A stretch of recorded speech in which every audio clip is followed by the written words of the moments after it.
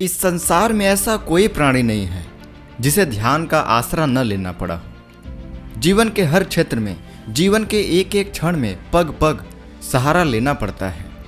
ध्यान मनुष्य का स्वभाव है जिसे वह जन्म के साथ ही लेकर आता है। जिस काम को मनुष्य ध्यान के साथ करता है उसी में उसे सफलता मिलती है। विजय श्री उसके चरण चूमती हैं। जब भी कोई व्यक्ति ध्यान के साथ कोई कार्य करता है तो उसे वह उतनी अच्छे से कर पाता है जितने अच्छे से वो कर सकता है। उसे उसमें सफलता 101% मिलती है। मानव जीवन को सार्थक बनाना यह केवल ध्यान द्वारा ही संभव है। भिन्न भिन्न धर्मों के सिद्धांत भिन्न भिन्न हो सकते हैं, परंतु एक बात पर सभी धर्म सहमत हैं और वह है आनंद का मार्ग, जो कि ध्यान से ही होकर जाता है। अर्थ यह है कि ध्यान के द्वारा ही हर काम संभव हो सकता है। अपने भीतर आत्म स्वरूप को जिसने भी खोजा है, वहां ध्यान के नियमित अभ्यास से यह विश्वास दृढ़ हुआ है कि मैं करता नहीं, करता तो वह ईश्वर है। मैं दृष्टा हूं, मैं सिर्फ देख सकता हूं, करने वाला ईश्वर है। प्रकृति में व्याप्त अनंत विरोध के कारण जन्म से ही हमारा संबंध, हमारी जानकारी स्थूल शरीर से ही ज्यादा अपेक्षाकृत होती है। भीतर के सूक्ष्म और कारण शरीर के अन्वेषण में रुकावट आ जाती है। ध्यान की पहुंच इसी सूक्ष्म और कारण शरीर तक होती है।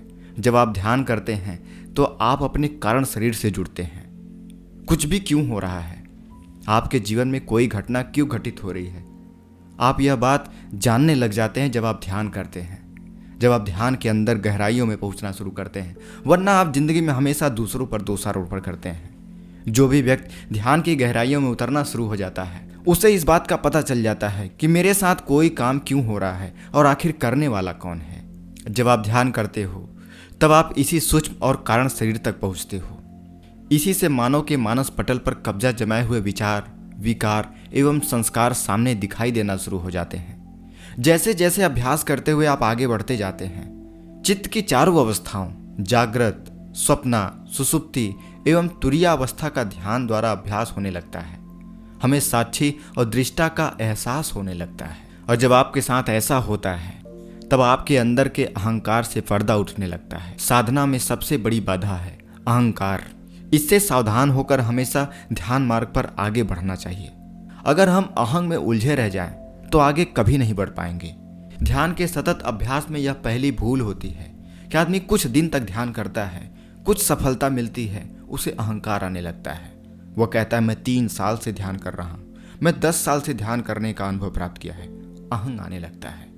मैं, शरीर, मन, बुद्धि, चित्त, हमें यह भूल सुधारनी होगी, फिर परिणाम निश्चित ही अस्थायी हो जाएंगे। साधारण इंसान के लिए ध्यान में मन लगाने के लिए आसन, प्राणायाम को शक्तिशाली साधन माना गया है। योगासन से शरीर स्वस्थ बनता है, प्राणायाम से मन नियंत्रित होता है। मन का निर्विषय होना और इंद्रियों के अंतर्मुखी होने को ध्यान की शुरुआत माना जाता है। जब आपकी इंद्रियां बाहरी तत्व से निकलकर अंतर्मुखी होने लगती हैं, आप शरीर के आंतरिक चीजों का अनुभव करने ले जाते हैं, तब यह ध्यान की शुरुआत माना जाता है। लेकिन कुछ लोग इस छोटे से अनुभव में ही पूरी सफलता मान लेते हैं। नहीं, आप शरीर के अंदर जितनी गहराई में जाते जाएंगे, आपके अंदर एक अलग तेज आता जाएगा। अपनी समस्त शक्तियों और ऊर्जाओं को एक स्थान पर केंद्रित करके उसका प्रयोग सत्कार्यों के लिए करना ध्यान की पहली अवस्था है। जिस काम में चित्त की आसक्ति है वह शांति का प्रदाता नहीं हो सकता। इसलिए निस्वार्थ भाव, जो कार्य लोक कल्याण हेतु किया जाए वह शुद्धि हेतु बनता है। वह ध्यान को प्रगाढ़ बनाने में, परिपक्व करने में बहुत ही सहायता करता है। दोस्तों, कर्म कभी ऊंचा या नीचा नहीं होता है, हमेशा भाव ऊंचा या नीचा होता है। आप किस भाव से कोई कार्य करते हैं वह भाव उस कार्य को ऊंचा या नीचा बना देता है। जो भी कार्य निस्वार्थ एवं समर्पित भाव से किया जाता है उसका कर्ता श्रेष्ठ होता है। और यह सब कुछ तभी संभव हो सकता है जब ध्यान साधना का नियमित अभ्यास किया जाए। मन चंचल है, इसे खाली मत रहने दो। इसे फौरन प्रभु के चरणों में, चिंतन में, ध्यान में लगा दो और इसी विधि से साधना सहज अवस्था को प्राप्त होनी शुरू हो जाती है। जैसे कि आपने देखा होगा, जमीन के अंदर पानी है, काष्ठ यानी लकड़ी के अंदर आग है, दूध में घी है, परंतु यह सरलता से दिखाई नहीं देते हैं।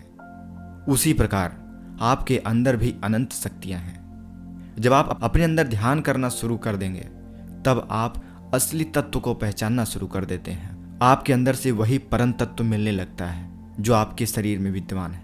और यह सब कुछ बिल्कुल एक निश्चित विधि से करने पर ही प्राप्त होता है। जिस प्रकार बिना जमीन के अंदर घुसे आपको पानी नहीं मिल सकता, दूध से दही, दही से घी प्राप्त नहीं हो सकता, उसी प्रकार जब तक आप अपने आंतरिक स्तर पर बदलाव नहीं करेंगे, उस पर कार्य नहीं करेंगे, तब तक आप आंतरिक रूप से आत्मबल को प्राप्त नहीं कर पाएंगे। विधि पूर्वक प्रयास करने के पश्चात ही यह सब कुछ दृष्टिगोचर होता है।